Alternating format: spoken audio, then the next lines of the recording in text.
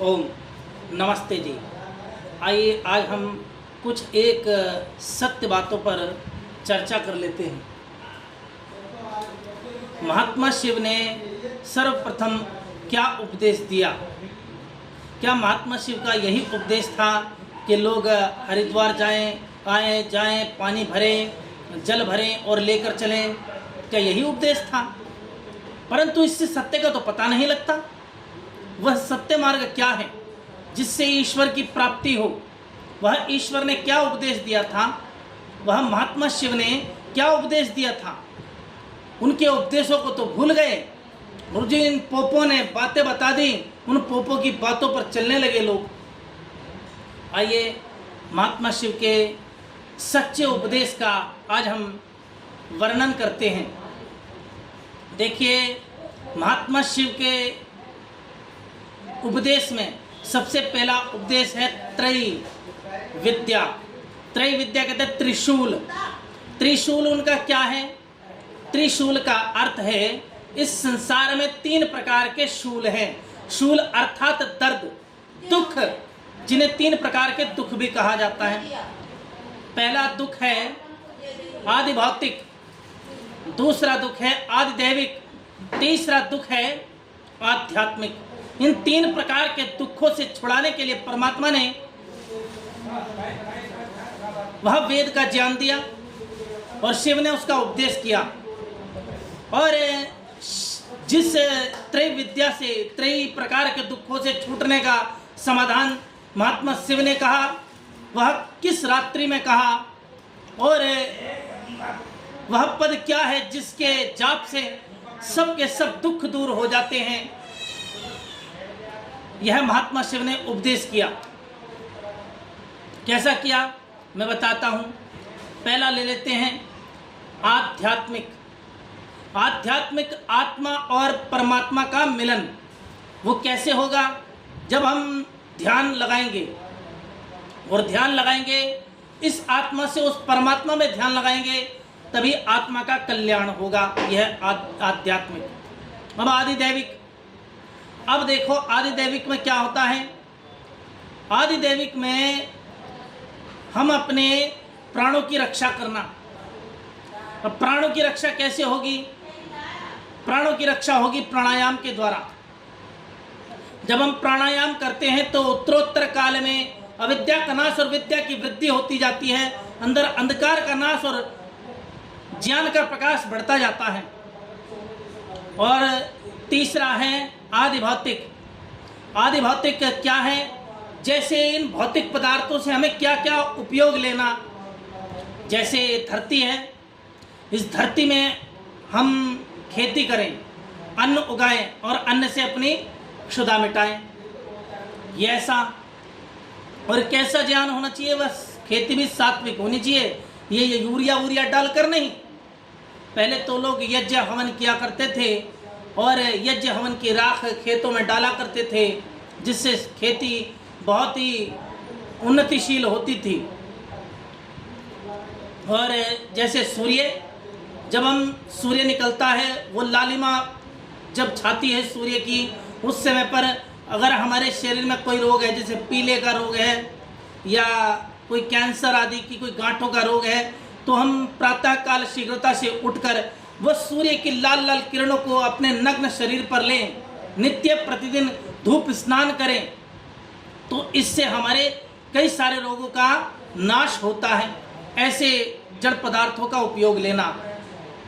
भौतिक पदार्थ जड़ ही होते हैं। अब ये तो नहीं है कि जड़ पदार्थों का ध्यान करने लगना।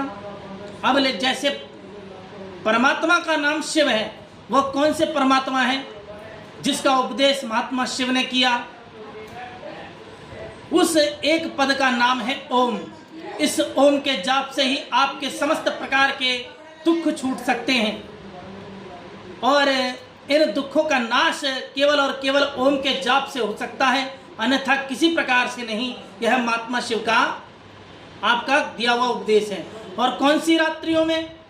वह रात्रि है जैसे ब्रह्म मुहूर्त, क्योंकि कहते हैं शिव का अर्थ होता है कल्याण, और रात्रि कल्याण की रात्रि है ब्रह्म मुहूर्त। वह ब्रह्म मुहूर्त प्रातः और सायंकाल दोनों समय होता है। जब सूर्य और रात्रि का मिलन हो, जब सूर्य और रात्रि का मिलन होता है तो उसको ब्रह्म मुहूर्त कहते हैं। वैसे प्रातः काल तो मुहूर्त ब्रह्म मुहूर्त है जो 3 बजे से शुरू हो जाता है।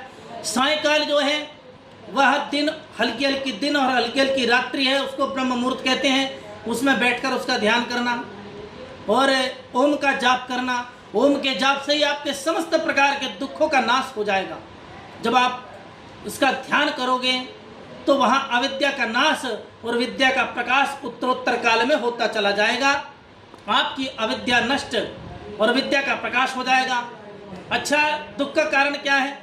जब लोग अविद्या अंधकार में बढ़ते हैं तो उनके यहाँ दुख बढ़ता है, और जिसके पास विद्या ज्ञान प्रकाश होता है वह सुख में बढ़ता है। तो आइए आज से हम इन महात्मा शिव के उपदेशों पर चलकर अपने जीवन को सफल बनाएं और कल्याण के मार्ग पर चलें। ऐसा कदापि नहीं होगा। अब महात्मा शिव का बहुत सी जगह जाने का, बहुत सी जगह रहकर उन्होंने उपासना की, संध्या की, यज्ञ किया, हवन किया, अतिथि सत्कार किया, बलि वैश्वदेव यज्ञ किया। बलि वैश्वदेव यज्ञ होता है जैसे आप कृमि कीट पक्षी इनके लिए अन्न निकालना। वह यह यज्ञ पंच महायज्ञ नित्य प्रतिदिन किया करते थे। पहला है ब्रह्म मुहूर्त में बैठकर ईश्वर का ध्यान करना, उसे बोलते हैं ब्रह्म यज्ञ। और ब्रह्म यज्ञ में क्या आता है? पढ़ना पढ़ाना, सुनना सुनाना, वेदादि सत्य शास्त्रों का पढ़ना पढ़ाना और सुनना सुनाना, संध्या उपासना, यह ब्रह्म यज्ञ है। और आपका है देव यज्ञ। देव यज्ञ अग्निहोत्र को कहते हैं, जहाँ पर सारे विद्वान बैठकर उस अग्निहोत्र को करते हैं। और विद्वानों को ही देव कहते हैं, अविद्वान को असुर कहते हैं, पापियों को राक्षस कहते हैं, अनाचारियों को पिशाच कहते हैं। ये 4 प्रकार के मनुष्य धरती पर हैं। धरती पे से आपको विद्वान को बढ़ाना है और अविद्वानों को घटाना है। ये पापी भी घट जाएंगे, अनाचारी भी घट जाएंगे। तो दुखों का नाश विद्या के प्रकाश से होगा, सत्य के प्रकाश से होगा, और सत्य के मार्ग पर चलने वाला ही महात्मा शिव के उपदेश पर चलता है। अब ये तीर्थ समझ लो। तीर्थ किसे कहते हैं? तीर्थ कहते हैं जो सत्य के अर्थों को अपने हृदय में समाहित कर लेता है, उसी को तीर्थ कहते हैं। अब जैसे हरिद्वार गए, हरिद्वार में जाकर उन्होंने क्या किया? जो त्रय प्रकार के दुख हैं उनको नष्ट करने के लिए उन्होंने वहीं स्नान किया। स्नान करने के पश्चात नदी के किनारे बैठकर संध्या, उपासना, यज्ञ, हवन आदि ऋषि मुनियों का आदर सत्कार, यह सब कुछ किया, जिसके कारण से मनुष्य के सर्वत्र प्रकार के दुखों का नाश हो जाता है। तो ये करना था। अब वहाँ से जल लाए, क्योंकि वो जल औषधिवर्धक है। उस जल में जो पहाड़ों से होकर आता है वह जल कई सारी औषधियों से टकराता हुआ आता है और औषधियों का रस लेता हुआ आता है, इसीलिए वह जल शुद्ध और पवित्र है। ठंडा क्यों है? क्योंकि वो ठंडी जगहों से आता है, इसीलिए ठंडा है।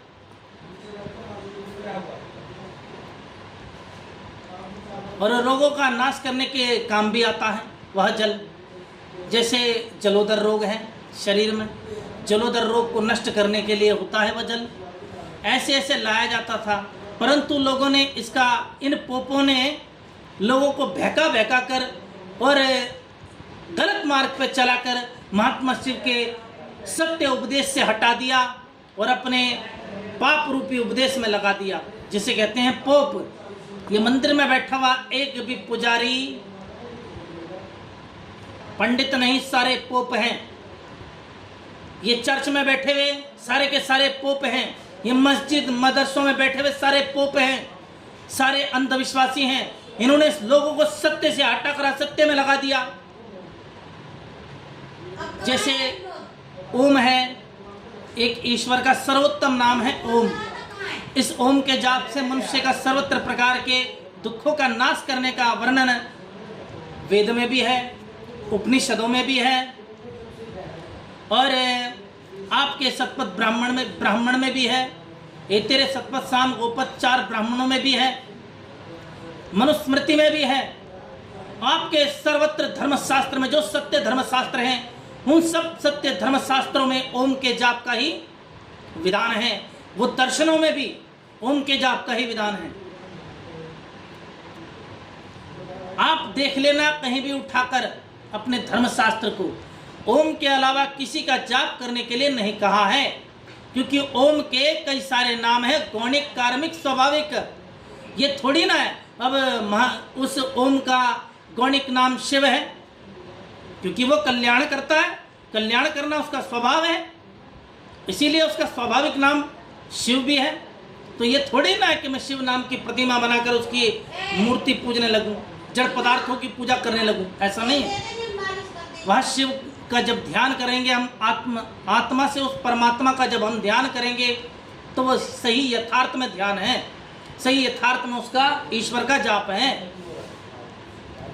अब ऐसे ही ओम का नाम विष्णु भी है। विष्णु क्यों कहते हैं? वह सर्वव्यापक है, सर्वव्यापक का अर्थ विष्णु है। तो क्या मैं विष्णु नाम की प्रतिमा बनाकर उसकी भी अंधविश्वास में उपासना करने लगूं? ऐसा तो नहीं हो सकता, क्योंकि परमात्मा आत्मा में व्यापक है, तो मैं आत्मा में ध्यान करूंगा ना, जड़ में क्यों ध्यान करूंगा? जड़ में परमात्मा है लेकिन आत्मा नहीं है। आत्मा कहाँ रहती है? शरीर में। 2 प्रकार के देव होते हैं, एक मूर्तिमान। मूर्तिमान कौन से हैं? माता पिता, आचार्य, देव, विद्वान। इनका आदर सत्कार सम्मान करना, इनकी आज्ञा का पालन करना।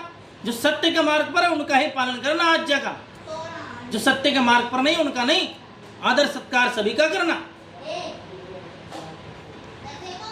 अब अमूर्तिमान, अब अमूर्तिमान परमपिता परमेश्वर ओम है, जिसके कई सारे नाम हैं, सबकी रक्षा करता है, इसीलिए रक्षक है।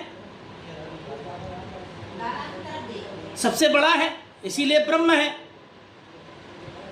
ऐसे तो बहुत सारे नाम हैं। सृष्टि की रचना करने से ब्रह्मा भी कहते हैं।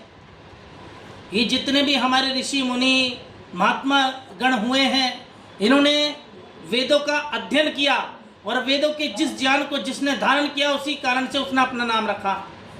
जैसे सृष्टिकर्ता ब्रह्मा के ज्ञान को धारण करने से महर्षि ब्रह्मा ने अपना नाम ऋषि ब्रह्मा रख लिया। उनका नाम ब्रह्मा नहीं है, जिस विद्या को उन्होंने धारण किया उस विद्या का नाम ब्रह्मा है, इसीलिए उन्होंने अपना नाम ब्रह्मा रख लिया। ऐसे ही शिव ने वो कल्याणकारी विद्या को अपने जीवन में धारण किया, उस वेद से देखकर अपना नाम शिव रख लिया। उनका नाम शिव नहीं, शिव तो उस कल्याणकारी विद्या का नाम है, जिसका उपदेश महात्मा शिव सर्वत्र भूमंडल पर घूम घूम कर करते रहे, त्रिशूल लेकर। इस संसार में 3 प्रकार के दुख हैं। इन दुखों से अगर छूटना चाहते हो तो वो ओम नाम का चिन्ह भी बना हुआ त्रिशूल में, इस ओम का जाप करो और अपने सर्वत्र प्रकार के दुखों का शमन कर लो। यह महात्मा शिव का उपदेश था। और कौन सी रात्रियों में? ब्रह्मरात्रि में। ब्रह्मरात्रि किसे कहते हैं? कल्याण की रात्रि। और कल्याण की रात्रि का अर्थ है शिवरात्रि। यह तो प्रत्येक दिन शिवरात्रि है आपके लिए, प्रत्येक दिन। ऐसा कोई दिन नहीं जिस दिन शिवरात्रि ना होती हो। उस परमपिता परमेश्वर का नाम शिव भी है, परंतु वह मूर्तिमान नहीं, अमूर्तिमान है। मूर्तिमान जितने हैं वह सब पदार्थ नष्ट होने वाले हैं, इनमें परिवर्तन होने वाला है। ईश्वर अपरिवर्तनशील है।